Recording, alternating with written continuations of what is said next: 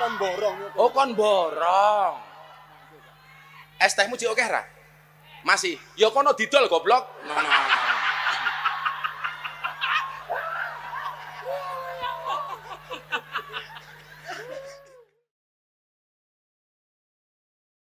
Presiden Indonesia Prabowo Subianto didesak untuk mencopot jabatan Miftah sebagai utusan khusus Presiden bidang kerukunan beragama dan pembinaan sarana keagamaan.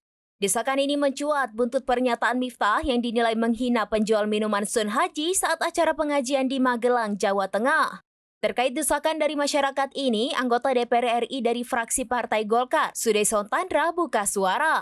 Ia meyakini kepala negara akan bijak menyikapi kontroversi yang melibatkan Gus Miftah. Tandra meyakini Presiden Prabowo mendengar suara rakyat. Nantinya jika dirasa perlu untuk diganti, maka kepala negara disebut akan mengganti. Mengutip Tribunnews.com, hal itu disampaikan Tandra di Kompleks Parlemen Jakarta pada Rabu 4 Desember 2024. Meski demikian, Tandra mengatakan urusan mencopot Miftah menjadi kewenangan Presiden. Lebih lanjut, ia menilai siapapun tidak boleh melecehkan orang lain.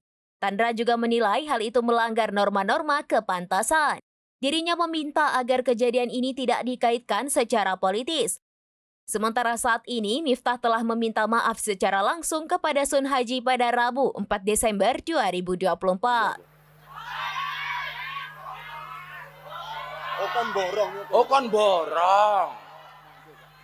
Es tehmu cik oke ra? Masih. Ya kono didol goblok.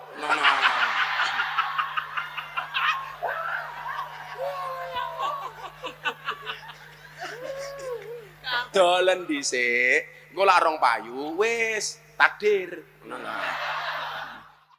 Download Tribun X sekarang.